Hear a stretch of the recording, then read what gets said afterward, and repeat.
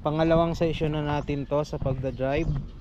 So dahil marunong ka na mag paandar ng sasakyan sa una nating pag-aaral, so doon naman tayo sa tinatawag na pag-arangkada. So papraktisin natin yung sa paahon na kalsada. Paahon siya, tapos ang gagawin natin doon, atras abante ka lang hanggang sa makuha mo yung tinatawag na timpla ng tatlo, yung clutch, yung preno, at saka yung sa gas.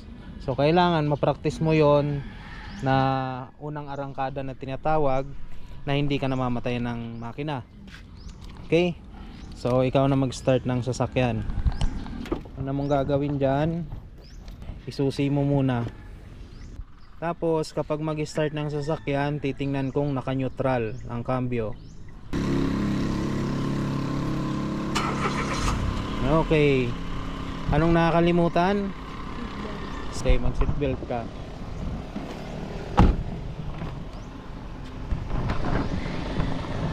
So ang gagawin mo, hanggang doon sa may kahoy, bante ka.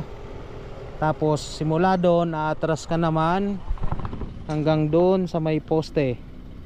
Okay, so dahan-dahan lang, no? Pag natataranta ka na, apakan mo na lang ang preno, di bali nang mamatay ang makina, no? Pero mas maganda yung hindi ka mamamatay ng makina.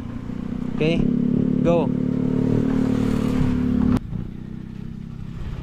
Dahan-dahan lang.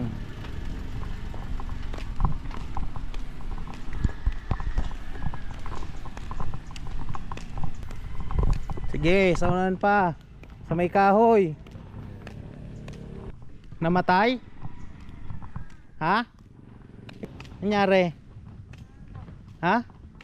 Namatay? Hindi mo ninutral eh. Mamamatay talaga yon.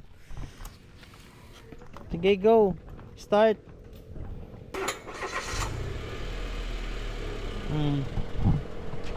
Bitawan mo na ang clutch. O, atras. Huwag ka na muna gumamit ng cambio. Atras yan kasi pababa naman.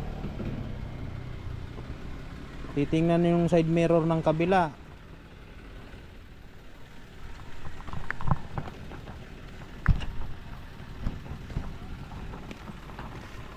Sige. Huwag ka lalabas sa guhit, ha. Diretso lang. Sige. Titingin sa kabila ang side mirror. Pag bumibilis, apakan ang apakan yung clutch.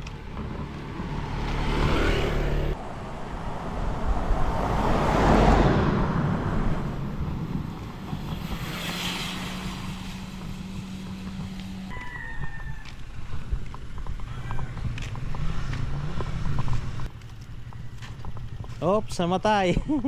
Natunat ka muna dyan, talon-talon. Yan.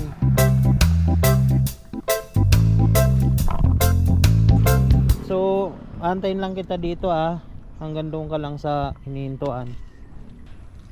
Basta huwag kakalimutan na pag gagalawin mo yung cambio, hapakan muna yung clutch. Go. Taon mo pa unti-unti yung clutch, sa andar na yan.